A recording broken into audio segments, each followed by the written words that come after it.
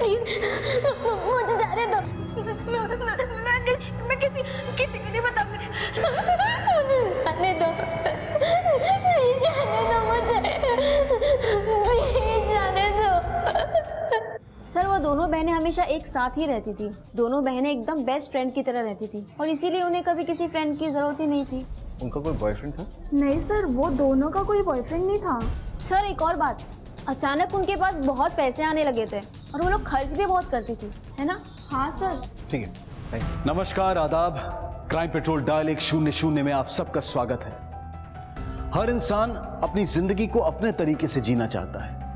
जिंदगी जीने का उसका अपना एक नजरिया, अपने कुछ मकाम होते हैं और अगर इंसान अपने नजरिए को सही समझता है तो उसे किसी के प्रमाण पत्र की जरूरत नहीं होनी चाहिए। लेकिन अक्सर यह देखा गया है कि लोग अपने से ज्यादा दूसरों की सराहना और ध्यान को आकर्षित करना चाहते हैं। काश के ऐसे लोग समझ पाते कि दूसरों का प्रमाण पत्र प्राप्त करने की बजाय अपने आप पर भरोसा रखना ज्यादा जरूरी है। और जब अपने ही अपनों के लिए उठाए जोखिम को मानने से इनकार करें, यहां तक कि आपको दरकिनार कर दें, तो दिल दुखता है।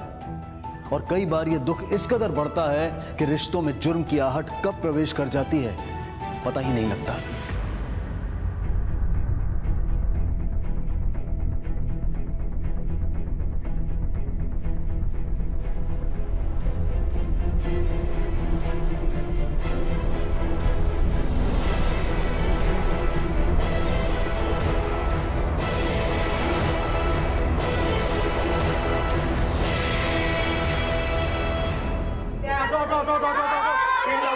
केक आ गया, बहुत बढ़िया केक लाया हो।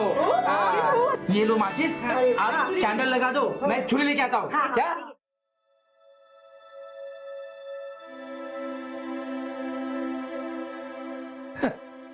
पाउडर लगा के पुराना चेहरा वापस नहीं आएगा।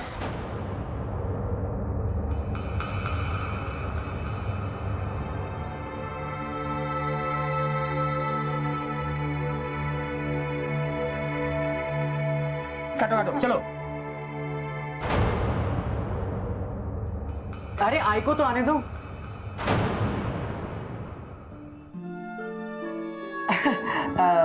आई तो आ जाएगी। केक काटो तब तक, हाँ, है ना? हाँ, चलो चलो चलो। Happy birthday to you, happy birthday to you, happy birthday dear Nikita. Thank you.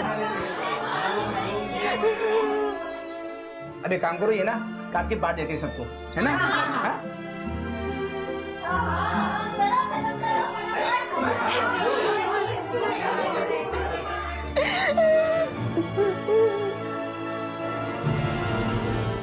वसुधा एक मध्यम वर्गीय गृहिणी थी जिसने अपनी बेटी नीलम को स्टोव के फटने से बचाने के लिए अपने आप को उसका शिकार बना लिया और इस हादसे में उसका चेहरे से लेकर छाती तक का पूरा हिस्सा जल गया। इस हादसे ने न सिर्फ उसका चेहरा बल्कि उसके परिवार में उसकी जगह और उसके सम्मान को भी बिगाड़ दिया था। वो सबके लिए एक हीन भावना की वजह बन चुकी थी और अपने लिए एक तिरस्कृत पत्नी और मां।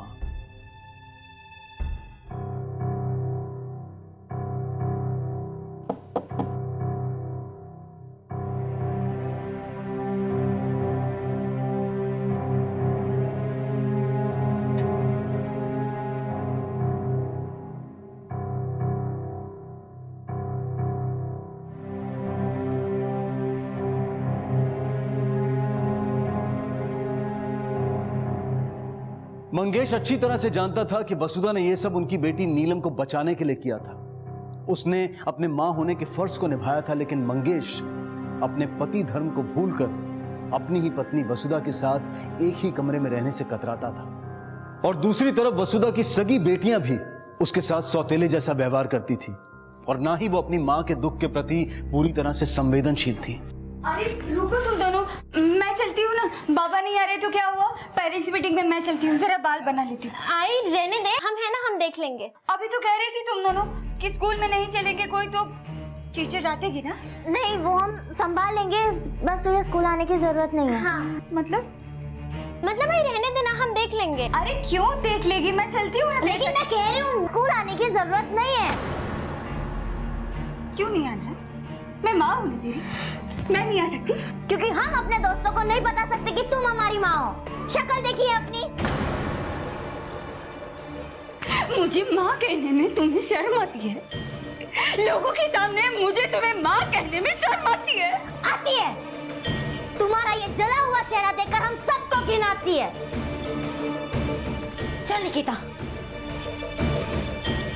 वसुधा से हमदर्दी की बजाय उसके परिवार वालों को उससे घृणा हो गई थी, घिन आती थी। ये जिल्लत अब वसुधा के लिए रोज की बात हो गई थी। सबके बीच होते हुए भी वसुधा कहीं ना कहीं अकेली थी और अब उससे ये बर्दाश्त नहीं हो रहा था और उसने इसका एक हल निकाला।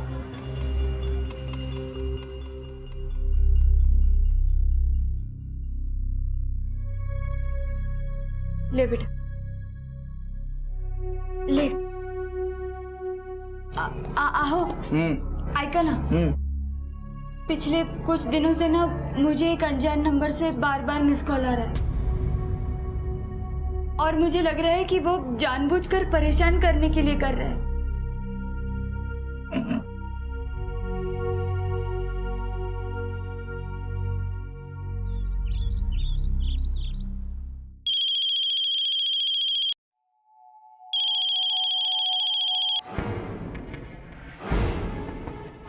हेलो हेलो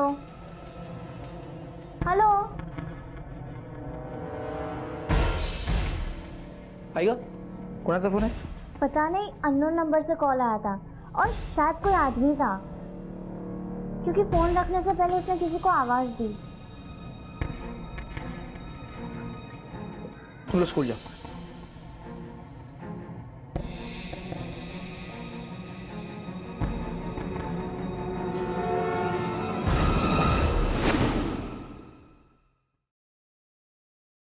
क्या चल रहा है? अरे बाबा आ गए? हाँ आ गया। क्या चल रहा है? Time pass? हाँ बहुत थक गया आज। पानी।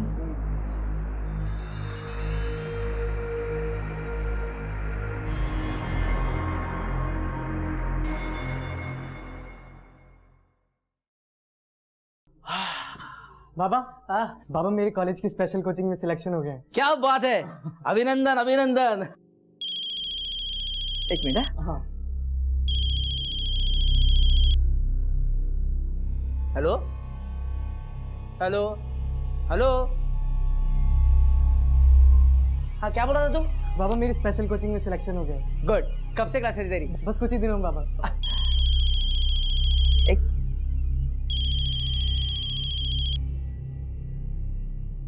Hello hello hello.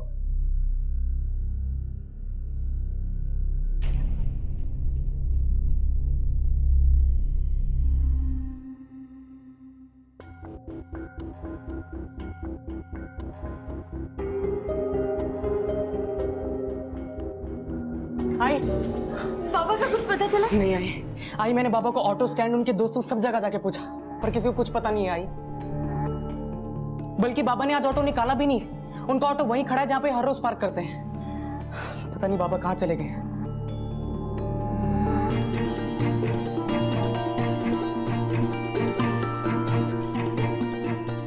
कहीं मेरी मिस कॉल वाली बात से उन्होंने कुछ उल्टा सीधा तो नहीं कर लिया ना? साहब ये मेरे पति है। कल कुछ काम से जाता हूँ कह कर गए, अब तक नहीं आए साहब। बैठिए। क्या करते हैं ये? रिक्शा चलाते हैं, लेकिन कल उन्होंने रिक्शा भी नहीं निकाला। पता नहीं कहाँ चले गए। इनकी किसी से दुश्मनी या कोई झगड़ा हुआ? नहीं सर, बाबा तो सीधे साधे आदमी है। शिंदे सर, इनसे इनके पति की डिटेल्स ले लो, उनके फोन को सर्विलेंस पे डाल दो और ऑटो स्टैंड जाके पता करो किसी ने देखा था क्या। ठीक है सर। ठीक है, आप लोग जा सकते हैं। एक मिनट, आपके चेहरे पे क्या हुआ? 7 साल पहले घर में स्टोव फट गया था साहब, उस पे जल गया। आखिर कहां था मंगेश? क्या वो सुरक्षित था? क्या मंगेश का गायब होना वसुधा के झूठ का परिणाम था या फिर सच कुछ और ही था? सिचुएशन पूरी तरह से समझ के बाहर थी। मंगेश को लापता हुए पूरा 1 दिन गुजर चुका था और मंगेश की कोई खबर नहीं थी। लेकिन मंगेश के गायब होने के साथ साथ शाम तक एक और घटना घटी जिसने वसुधा के जीवन में और बड़ा भूचाल ला दिया।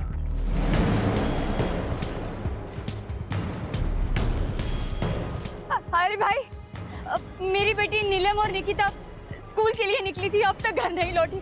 आपने देखा है कि आपको कुछ पता है? अरे मैडम, इतने बच्चे आते जाते हैं, कैसे पता होगा? अब तो स्कूल भी बंद हो गया है। पता नहीं कहाँ चले गए।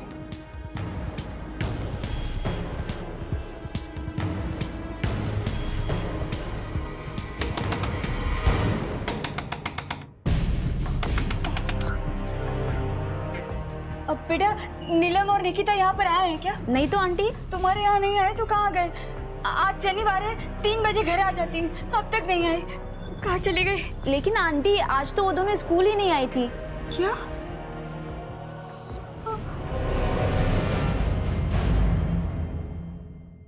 पहले आपके पति गायब हुए और उसके बाद आपकी बेटियां। आपको किसी पे शक है जो आपके साथ ऐसा कर सकता है? मतलब कोई लड़ाई झगड़ा किसी से, कोई दुश्मनी? सर, मेरे पापा वो सोनो वाले सीधे साधे आदमी हैं, अपने काम से काम रखते हैं सर। उनका किसी से दुश्मनी और झगड़ा हो ही नहीं सकता। और तुम्हारी बहनें, उनका किसी से कोई खास दोस्ती, कोई बॉयफ्रेंड? नहीं सर। अच्छा, तुम्हारी बहनों ने कभी शिकायत की किसी की?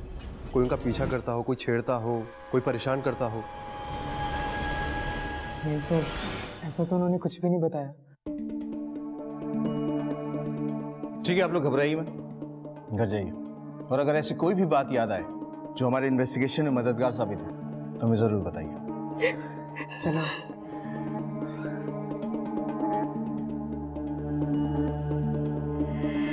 शिंदे, इन दिनों की बेसिक इन्फॉर्मेशन और फोटोग्राफ्स आसपास के पुलिस स्टेशन में सर्कुलेट करवा दो। ठीक है सर। लेकिन सर, मुझे लगता है कि ये किडनैपिंग फिरौती के लिए नहीं की गई, क्योंकि ये एक मिडिल क्लास फैमिली है सर, और पति को गायब हुए अभी 24 घंटे से ज़्यादा हो चुके हैं, लेकिन अभी तक कोई रैंसम कॉल नहीं आया है। सर, मुझे लगता है कि ये केस आपसी लड़ाई झगड़े का है या आपसी दुश्मनी का है। सिर्फ बाप नहीं, 2 बेटियां भी गायब हुई हैं। अब ये केस आपसी रंजिश का है, किडनैपिंग का है या चाइल्ड ट्रैफिकिंग का, या तो छानबीन के बाद ही पता चलेगा। लेकिन जो भी हो, केस बहुत सीरियस है, क्योंकि एक घर से 3 लोग गायब हुए हैं, पहले बाप और फिर 2 बेटियां। इस केस को सॉल्व करने के लिए इस परिवार को समझना बहुत जरूरी है। फिलहाल वसुधा के पड़ोसियों से, मंगेश के ऑटो स्टैंड और बच्चियों के स्कूल में पूछताछ करते हैं। साहब, मंगेश भाऊ का परिवार है तो अच्छा, ना किसी से लफड़ा करने का, ना किसी के लफड़े में पड़ने का। आपण बरं आपलं काम बरं। साहब, बाहर नहीं, लेकिन घर में तो बहुत अनबन चलती रहती थी। मतलब मंगेश और उनके बाइकों के बीच में ना कितने दिनों से मानो बोलचाल बंद ही थी। और वो निकिता और नीलम, उन दोनों की तो माँ से 1 मिनट भी नहीं बनती थी। क्या किया तूने? मुझे नहीं खानी है सड़ी हुई सब्जी। खाना भी अपने जैसा बनाती हो, ना टेस्ट है ना शक्ल। बेटा, बिना तेल मसाले के खाना खाना सेहत के लिए अच्छा होता है। हमारी सेहत का तुम कब से सोचने लगी? कुछ करना ही है ना तो अपनी शक्ल का करो। जब देखो बीमारों जैसा खाना बनाती रहती हो, ना खाने का मन करता है ना देखने का। निकिता, समझा दे इसको। देखा इसे कैसे बात कर रही है ये। तू चुप कर, आई का चमचा। मेरा बस चले तो इसका चेहरा ही ना देखूं। मेरी मजबूरी जो मैंने इसके कोख से जन्म लिया। और इन भाई बहनों के बीच में आपस में बनती थी?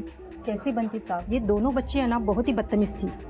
माँ को ना बहुत बुरा भला कहती थी। और शैलेश बीच में बचाव करता रहता था। तो मंगेश अपनी बच्चियों को कुछ नहीं कहता था? वो क्या साहब, वो तो खुद वसुधा से बचता था। दोनों साथ में तो रहते थे, पति पत्नी जैसा उनके बीच कुछ नहीं था। मुझे तो लगता है साहब, रोज रोज की चिटचिट से वो कहीं भाग गया है।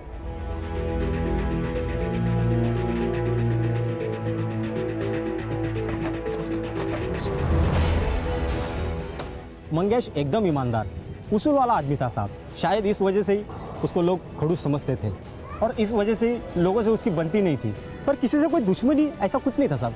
अच्छा, मंगेश 17 तारीख को यहाँ पर आया था क्या? नहीं साहब, वो 17 तारीख को यहाँ पे नहीं आया था। हमको लगा कि उसको बाहर का बाड़ा मिला हो। जब भी उसका बेटा हमको यहाँ पे पूछने के लिए आया, तभी हमको लगा कि वो गायब है। हाँ साहब, और उसका घर पर बहुत मस्त होता था। इसके लिए वो हमेशा परेशान रहता था। बोलता था वो सगी माँ और बेटियों में बिल्कुल नहीं बनती। ऐसा लगता है जैसे जन्म जन्म की दुश्मन हो।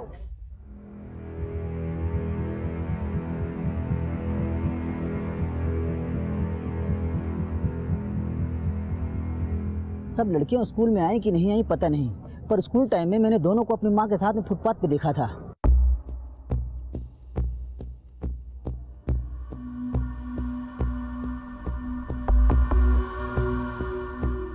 साहब देख के ऐसा लग रहा था कि सुबह उन लोगों में किसी बात को लेकर झगड़ा चल रहा है।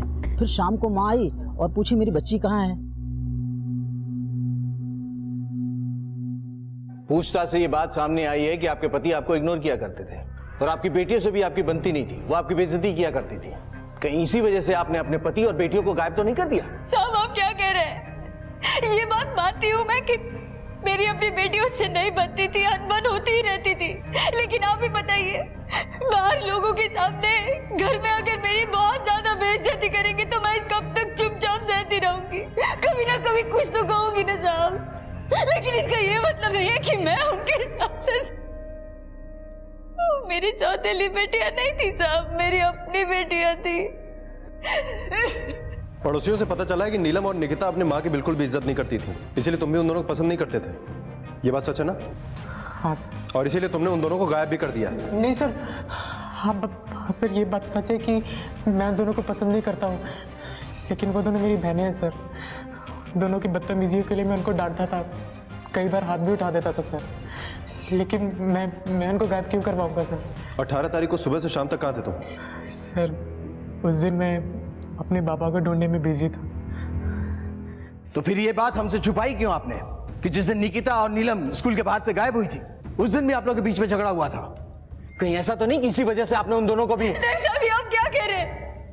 मैंने आपसे कोई झूठ नहीं बोला साहब, मुझे तो याद भी नहीं है कि उस दिन ऐसा कुछ हुआ था, लेकिन इसका ये मतलब नहीं है कि मैं सच बोल रही हूँ साहब। मैं ऐसा सोच भी नहीं सकती। अगर आप ऐसा नहीं सोच सकते तो फिर कौन सोच सकता है? वो कौन है जो ऐसा कर सकता है? मुझे एक अनजान नंबर से कॉल आता था साहब, मैंने इसकी मामा को भी बोला था, आज भी उसका फोन आया था। उसका फोन पर यह कहना था कि मेरी दोनों बेटियां उसके पास है, अगर मैंने उससे शादी नहीं की तो वो मेरी दोनों बेटियों को मार डालेगा साहब। तो ये बात आपने पहले क्यों नहीं बताई हमें? फोन क्यों नहीं किया? मैं करने वाली थी साहब, लेकिन शैलेश घर पर नहीं था। मैंने सोचा कि वो आ जाएगा तो मैं आपको फोन करके बता दूंगी, और लेकिन उससे पहले तो आप भी घर आ गए था।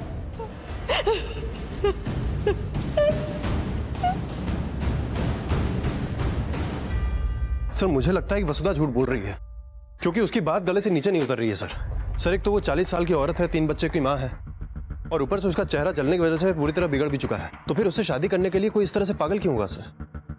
शिंदे, शायद कोई ऐसा आदमी हो जिसे वसुधा के आज के हालात के बारे में पता ना हो। शायद कोई पुराना प्यार जो अब तक अटका हो, या फिर कोई ऐसा आदमी जिसे वसुधा के आज के हालात से हमदर्दी हो। एक काम करो सर, वसुधा और शैलेश के कॉल रिकॉर्ड से मोबाइल लोकेशंस निकालो, और जो देवदास है ना उसका पता करो। ठीक है सर। सर नीलम के कॉल रिकॉर्ड्स और मोबाइल लोकेशन। ठीक।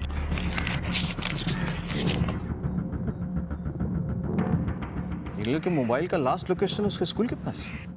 शिंदे सर, इसका मतलब है कि लड़कियां जहां और जिसके साथ भी गई है ना, स्कूल के बाहर से गई हैं। एक काम करो सर, स्कूल के आसपास जितने भी सीसीटीवी कैमरास हैं और उस रूट पे जितने कैमरास हैं ना, सबका फुटेज चेक करो, शायद हमें कोई क्लू मिले। ठीक है सर। सर मैंने वसुधा और मंगेश के कॉल रिकॉर्ड्स चेक किए हैं सर। मंगेश के कॉल रिकॉर्ड से कुछ खास नहीं मिला है। 17 तारीख को उसका फोन उसके घर के आसपास ही बंद हुआ था सर, और वो अभी तक बंद है। और सर शैलेश के कॉल रिकॉर्ड से भी ये बात क्लियर है कि उसके कॉल सिर्फ फैमिली या दोस्तों तक ही सीमित है। और सर जिस दिन ये दोनों लड़कियां किडनैप हुई उस दिन भी शैलेश का फोन उसके घर के आसपास ही था सर। और वो वसुधा के रैंडम कॉल्स? सर वसुधा सच कह रही थी, उसको रैंडम कॉल्स आते थे। पता करो ये नंबर किसके नाम से, और उसका लोकेशन भी पता करो। अगर वसुधा सच कह रही है तो इस नंबर के जरिए हम मंगेश, नीलम और निकिता तक पहुंच सकते हैं। डर और झूठ इंसान की सबसे बड़ी कमजोरियां हैं, और ये बेहद जरूरी है कि इंसान अपने मनोबल से उस पर विजय पाए। लेकिन डर और झूठ नाम के दुश्मन जिन्हें वसुधा ने खुद पाला था, वो उसके परिवार को तहस नहस करने वाले थे। आखिर उन तीनों के साथ हुआ क्या था? नीलम का खून किसने किया था? क्या निकिता कातिल थी या वो खुद किसी साजिश का शिकार थी? और नीलम के खून से मंगेश का कोई वास्ता था भी या नहीं? क्या ये हादसों का सिलसिला वसुधा का बदला था? सर वसुधा को जिस नंबर से कॉल आ रहा था वो स्विच ऑफ है। इंक्वायरी की तो पता चला वो नंबर झूठे नाम और एड्रेस पे रजिस्टर है सर। उसकी लोकेशन क्या थी? सर जब तक वो फोन ऑन था उसकी लोकेशन ज्यादातर मीरा रोड स्टेशन के पास वाले मार्केट की थी।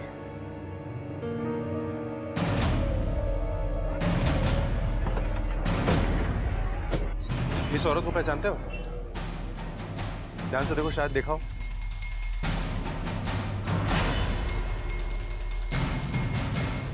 ये इस औरत को इधर से कहीं आते जाते देखा है क्या? हाँ साहब, ये औरत तो यहाँ पे आती है, राधे श्याम के यहाँ से ही सब्जी लेके आती है ये। उसकी दुकान कहाँ है? सब वो रहा उसका दुकान साहब, लेकिन कल दोपहर से इसने दुकान अचानक बंद करके कहीं चले गया है, उसके बाद आया भी नहीं और आज भी ठेला बंद है। नंबर है उसका? हेलो, क्या? कि 2-3 दिन पहले मारा है इसे, खून पूरी तरह से सूख चुका है। फिर आप लोग आसपास देखो, कोई सुराग मिलता है क्या? Okay sir. बॉडी सबसे पहले किसने देखी थी?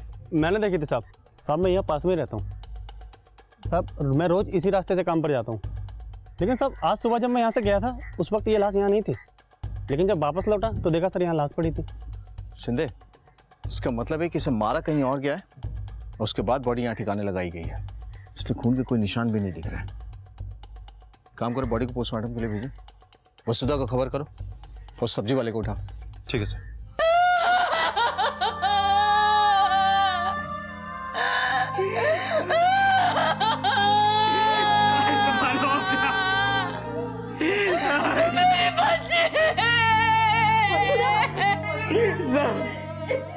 सर मैं अपनी एक बहन खो चुका हूँ सर, दूसरी को नहीं खोना चाहता सर। प्लीज मेरे बाबा और बहन को ढूंढ दो, प्लीज उन्हें ढूंढ दो सर। हम उन्हें ढूंढने की पूरी कोशिश कर रहे हैं, संभालो अपने आप को।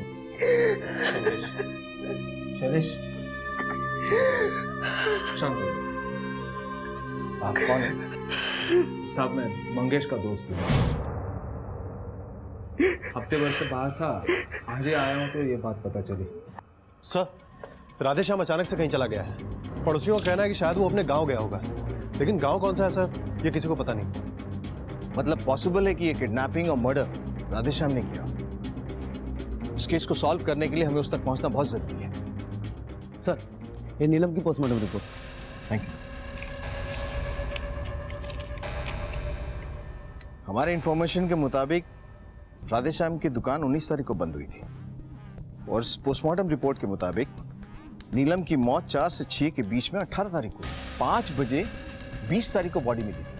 जब तक ये राधे श्याम नहीं मिल जाता ना, इस केस की गुत्थी नहीं सुलझेगी। उसकी तलाश जारी रखो। Right sir. और सर वसुधा का घर काशीमीरा गांव में है, लड़कियों का स्कूल मीरा भाईंदर के शांति नगर के इलाके में। सर नीलम की लाश मिली है गोराई में। सर ये भी तो पॉसिबल है ना कि लड़कियों को इसी एरिया के बीच में कहीं रखा गया। पॉसिबल है सिद्धे। एक काम करो सर, गोराई से लेके मीरा रोड के बीच में पता करो वसुधा का कोई रिश्तेदार या नीलम का कोई दोस्त रहता है क्या? ठीक है सर। दरवाजा खोलो, अरे खोलो दरवाजा।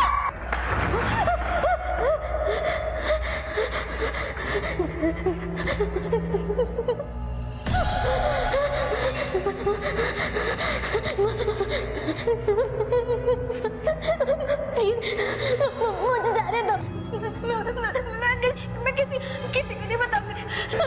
मुझे जाने दो, प्लीज जाने दो मुझे, प्लीज जाने दो। सर वो दोनों बहनें हमेशा एक साथ ही रहती थी, दोनों बहनें एकदम बेस्ट फ्रेंड की तरह रहती थी और इसीलिए उन्हें कभी किसी फ्रेंड की जरूरत ही नहीं थी। उनका कोई बॉयफ्रेंड था? नहीं सर, वो दोनों का कोई बॉयफ्रेंड नहीं था। सर एक और बात, अचानक उनके पास बहुत पैसे आने लगे थे और वो लोग खर्च भी बहुत करती थी, है ना? हाँ सर। ठीक है, थैंक यू। लड़कियों को पहचानते हो तुम? हाँ साहब, ये तो यही स्कूल में पढ़ती है साहब। ये लास्ट टाइम कब आई थी? 3-4 दिन पहले आई थी साहब। बहुत हो गया ये माँ का एहसान, मुझसे अब ये औरत बर्दाश्त ही नहीं होती। छोड़ना अब, और गुस्सा करके क्या फायदा। अब स्कूल बंक कर ही दिया है तो चल मैं तुझे एक जगह लेकर चलती हूँ। कहाँ? अब हम जाएंगे तो तुझे खुद ही पता चल जाएगा और तेरा गुस्सा भी शांत हो जाएगा। लेकिन निकिता, अरे चल नीलम। अच्छा ये लोग गई कैसे थे? साहब कैसे गया ये तो मैंने देखा नहीं साहब, ग्राहक आया तो मैं काम में लग गया। उन बच्चियों को आप लोग पढ़ाते थे, बता सकते हैं कैसी बच्चियां थी? सर जो नहीं है उसके बारे में बुरा तो नहीं बोलना चाहिए।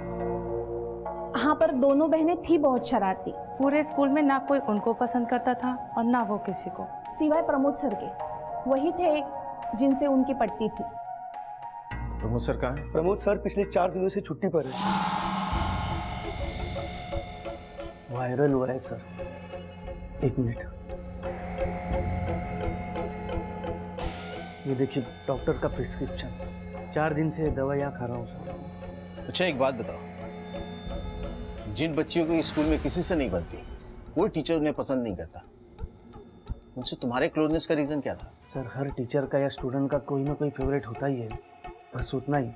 मैं सच कह रहा हूँ, मैंने कभी भी उनका फायदा उठाने की कोशिश नहीं की। फायदा उठाने की कोशिश तो की तुमने, लेकिन कामयाब नहीं हुए। अपनी बदनामी से बचने के लिए तुमने निकिता और नीलम को किडनैप किया और फिर नीलम को मार दिया। नहीं सर, 4 दिन से तो मैं स्कूल में भी नहीं गया हूँ, और उससे पहले 2-3 दिन से ना तो मेरी उनसे बात हुई है ना ही मुलाकात हुई है। आप चाहो तो पता कर लीजिए। वो तो हम पता कर ही लेंगे, लेकिन एक बात ध्यान में रखना, अगर इस मर्डर और किडनैपिंग में तुम्हारा हाथ हुआ ना, 2 घंटे के अंदर तुम्हारा बुखार उतार दूंगा मैं।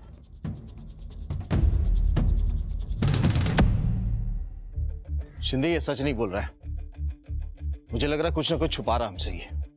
सर कहीं ऐसा तो नहीं कि इस टीचर प्रमोद का नीलम के साथ अफेयर चल रहा हो, जिसकी खबर मंगेश को हो गई हो, और शायद मंगेश ने इसका विरोध किया हो, जिसकी वजह से इसने पहले मंगेश को गायब किया, फिर दोनों लड़कियों को, और शायद नीलम की जान गलती से चली गई। शिंदे अभी कुछ भी कहना जल्दबाजी होगी। एक काम करो सर, इस पे नजर रखो और उसकी कुंडली निकलवाओ। ठीक है सर।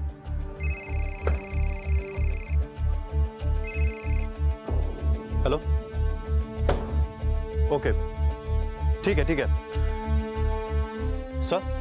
वो जो सब्जी वाला है ना राधेश्याम, उसका फोन ऑन हुआ है सर। फॉरेन टीम को अलर्ट करो। ठीक है सर।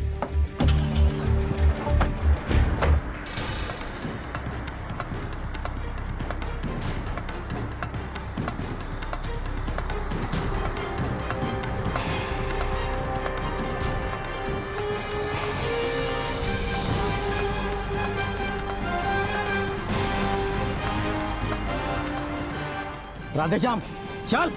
साहब हमने कुछ नहीं किया, चल पता चलेगा, चल। वसुधा बहन जी ने हमें खुद फोन करने के लिए बोला था साहब, और तो और साहब उन्होंने ही मुझे मोबाइल और नंबर दिया था। दादा आप मेरा एक छोटा सा काम करेंगे?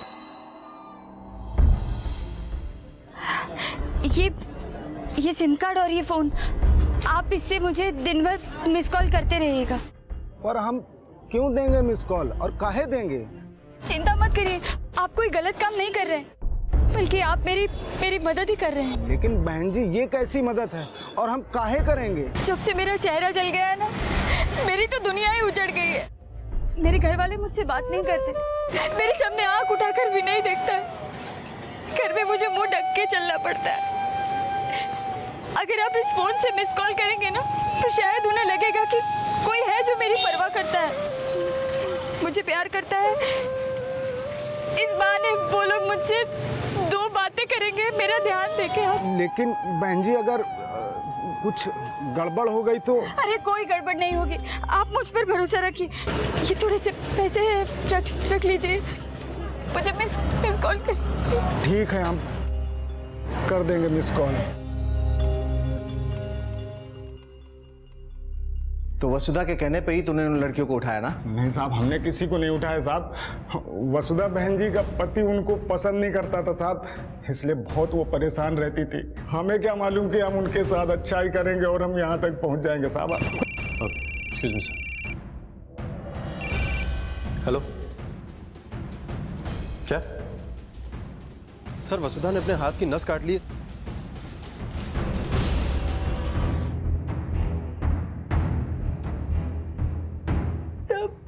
मेरी वजह से मेरी बच्ची नीलम, उसके साथ जो कुछ भी हुआ उसके लिए मैं जिम्मेदार हूँ, इसीलिए अपने आप को सजा देनी चाहिए, लेकिन बच गई। झूठ बोल के आपने गुनाह किया है, और उसी झूठ की वजह से हम गलत दिशा में तहकीकात करते रहे और आपकी नीलम मर गई। लेकिन अब मंगेश और निकिता किस हाल में हमें भी नहीं मालूम। साहब अब मुझे सजा दे दो, मैं जिम्मेदार हूँ इन सब के लिए। झूठ बोल के जो गुनाह किया उसकी सजा तो मिलेगी आपको, लेकिन अगर मंगेश और निकिता को कुछ हुआ होगा ना, तो कानून आपको थोड़ा भी रियायत नहीं देगा। सर वसुधा ने अपने हाथ की नस काट ली, इसका मतलब कि उसके अंदर वायलेंट इंस्टिंक्ट है। सर कहीं ऐसा तो नहीं कि वो अपने आप को निकिता और नीलम से बहुत ज़्यादा नीचा समझने लगी थी, जिस बात का उसे गहरा दुख था? और हो सकता है कि उसकी ये तकलीफ इतनी बढ़ गई हो कि उसने खुद ही अपनी बेटियों को अगवा करवा के उन्हें मरवा दिया। शिंदे अगर मान भी ले कि उसी ने ये सब किया है, तो भी उसका प्लान तो सक्सेसफुल हो ही रहा था ना। फिर उसे सुसाइड करने की या हमारे सामने कबूल करने की क्या जरूरत पड़ी? मुझे लगता है कि कोई ऐसा आदमी है जिसे वसुधा के सब्जी वाले से फोन करवाने वाली बात पता चल गई थी और उसने अपनी दुश्मनी निकालने के लिए बच्चियों को अगवा किया और फिर नीलम को मार दिया, और शायद ये सोच रहा हो कि हमारा शक तो वसुधा पे ही जाएगा। नहीं सर, अभी तक इस फैमिली का कोई दुश्मन सामने नहीं आया। दुश्मन शुभचिंतक के रूप में भी हो सकता है सर। प्रमोद के बयान पे मुझे जरा भी भरोसा नहीं है। मुझे लगता है कुछ छुपा रहा है वो। और दूसरी तरफ ये अजय, जिस परिवार के काफी करीब है। एक काम करो सर, इस अजय की कुंडली निकलवाओ। ठीक है सर। सर, हमने प्रमोद के बारे में इंक्वायरी की तो एक चौंकाने वाली बात सामने आई। मैं वही बोल रहा हूँ कि मैंने नीलम के साथ कुछ भी गलत नहीं किया। मैंने कभी भी उसका फायदा नहीं उठाया सर। जिस फायदे की तू बात कर रहा ना, हमें पता तो उठा ही नहीं सकता, क्योंकि तुझे लड़कियां नहीं लड़के पसंद है। ये कैसी बात कर रहे हैं आप सर? ऐसा कुछ नहीं, मेरी गर्लफ्रेंड है सर। सब मेरी गर्लफ्रेंड नहीं है सर, मेरा बॉयफ्रेंड है सर। मैंने ये सच सबसे छुपा के रखा था, क्योंकि मुझे पता था सब लोग मेरा मजाक बनाएंगे। लेकिन नीलम बहुत तेज लड़की थी सर, उसने सब कुछ पता लगा लिया था कि मैं।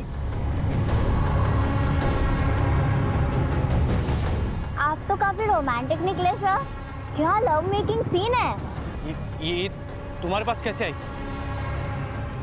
ये हमने तब ली थी जब कल अपनी कार में आप अपने बॉयफ्रेंड के साथ कुची-कू कर रहे थे। और अगर आप नहीं चाहते कि आपकी कुची-कू वाली हरकत की तारीफ सब लोग करें, तो 10,000 देने पड़ेंगे। और इतना तो आप कर ही सकते हैं ना सर? 10,000 कुछ ज्यादा नहीं है, राइट?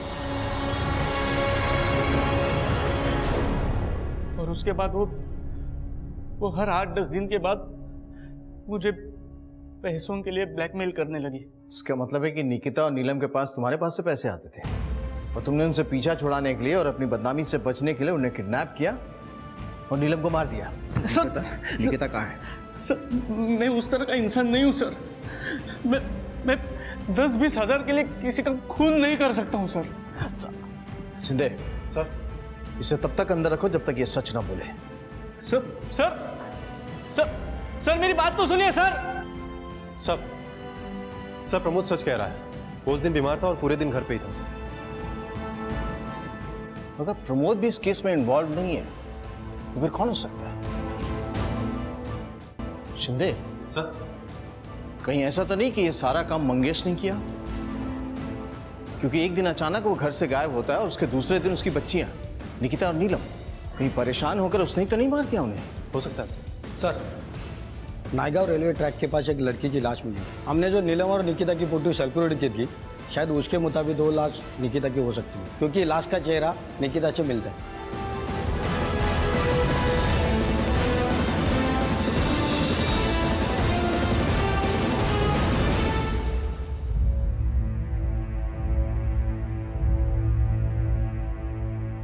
सर साहब वो नहीं हो सकती साहब। साहब हमारी बात सुनिए। निकिता, निकिता, मेरी बच्ची, मेरी बच्ची। वसुधा के झूठ ने पुलिस को भटका दिया था, जिसका परिणाम यह था कि आज नीलम और निकिता दोनों इस दुनिया में नहीं थी और मंगेश का कोई अता पता नहीं था। पोस्टमार्टम रिपोर्ट के अनुसार निकिता की मौत सुसाइड नहीं, कत्ल थी।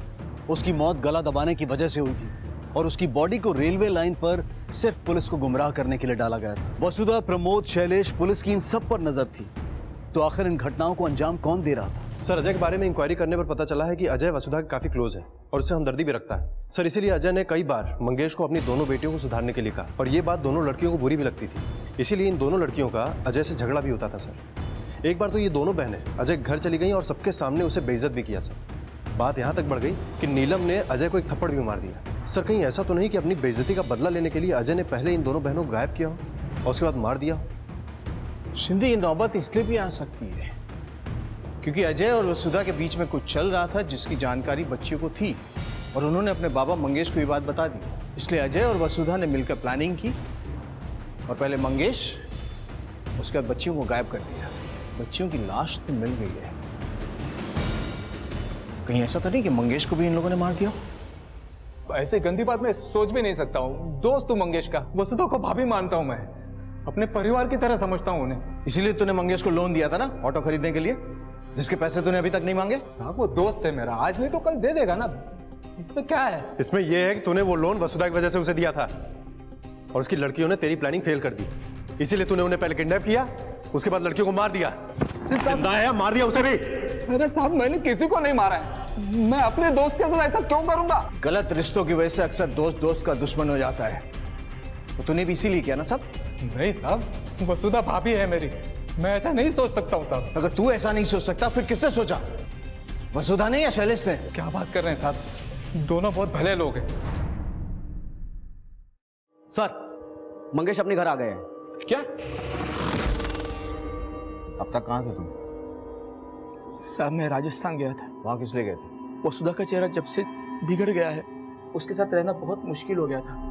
हमारे बीच में पति पत्नी जैसा कुछ भी नहीं था, लेकिन उस दिन जब मुझे पता चला कि उसको किसी अनजान नंबर से मिस कॉल आ रहा है, मुझे बहुत बुरा लगा साहब। खुद की घिन आने लगी साहब। मुझे लगा मैं उसके साथ बहुत गलत कर रहा हूँ। मैं उसको देखता नहीं, इसीलिए कोई उसे तंग कर रहा है, पर मैं था जो अपना पति धर्म निभाने से भागता रहा साहब, इसीलिए उसे छोड़कर भाग गया।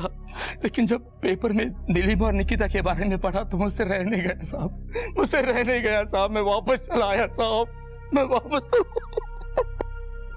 कहीं ऐसा तो नहीं इन्हीं सब कारणों की वजह से वसुधा के अंदर इतना गुस्सा भर गया कि उसने ही अपनी बेटियों को मार दिया?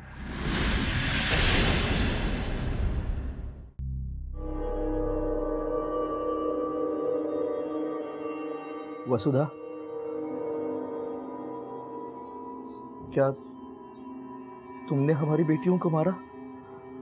क्या कह रहे हैं आप मुझ पे शक कर रहे हैं? नहीं वसुधा, वो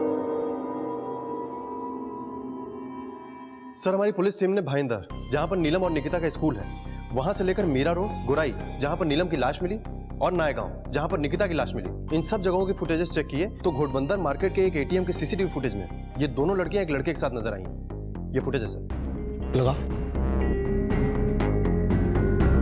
ये देखिए सर, ये पॉज कर, जूम करा। हेलमेट की वजह से शक्ल पहचानना मुश्किल, बाइक का नंबर भी नहीं देता। एक काम करो सर, इस फुटेज को लैब भेजो और वहां से नंबर निकलवाओ। उसने इंडिया का जर्सी पहना है। सुनते सर, इस फुटेज को देख के एक बात तो साफ होगी कि लड़कियां जिसके साथ भी गई है ना, उसे बहुत अच्छी तरीके से जानती है और ये जर्सी में कातिल तक पहुंचा सकती है।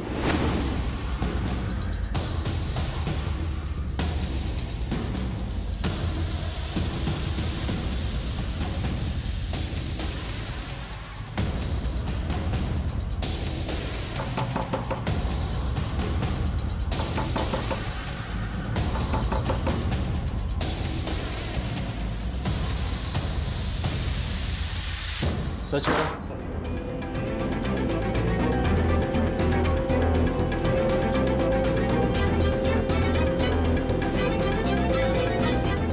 सर, इधर नहीं है।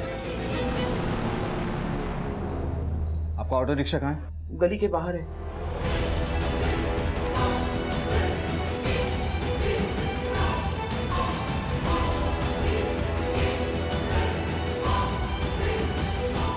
सर,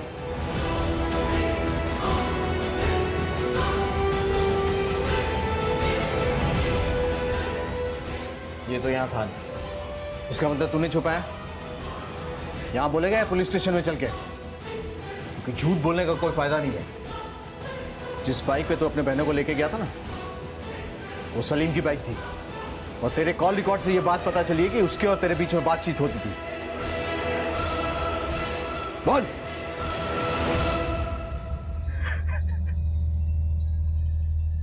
हाँ सर, मैंने इन दोनों को मारा है।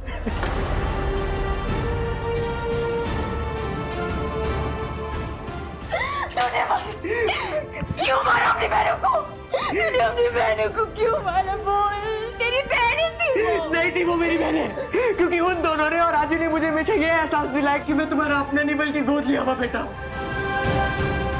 ये बात मैंने तुमको और बाबा को नहीं बताई। लोग मेरा मजाक बनाते थे, मुझे ये एहसास दिलाती थी कि अपना अपना होता है, पराया पराया। मैं अंदर ही अंदर रोता था, मैं सब कुछ सह लेता, नाई मेरे लिए सब कुछ। वो लोग गाय के साथ भी बुरा बर्ताव करते थे, मैं पहले से ही उनसे गुस्सा था। पर जब उस दिन बाबा गायब हुए तो नीलम ने सारा इल्जाम आई के ऊपर डाल दी और आई को बहुत बुरा भला कहा। आई उनको समझाने के लिए स्कूल तक गई, आई रोते रोते घर आई और उसने मुझे बताया कि नीलम ने उसे थप्पड़ मारा। मैंने तभी डिसाइड कर लिया कि मैं नीलम को जिंदा नहीं छोड़ूंगा। उसके बाद क्या हुआ? उसके बाद मैंने निकिता को झूठ कहा कि बाबा वापस आ गए और उन दोनों को बुला रहे हैं, हमको उन्हें मनाने जाना पड़ेगा। नीलम को मारने के बाद मैंने निकिता को समझाने की बहुत कोशिश की, पर वो मेरी बात ही नहीं सुन रही थी, इसलिए मैंने 3 दिन बाद उसको भी मार दिया। तेरे आने के बाद मेरे घर में खुशी आई थी, तेरे घर में आने के बाद ही मैं माँ बनी और तूने ही मेरा घर उजाड़ कर रख दिया। मेरे बच्चे कभी वापस नहीं आ सकते। ले चलो इसे।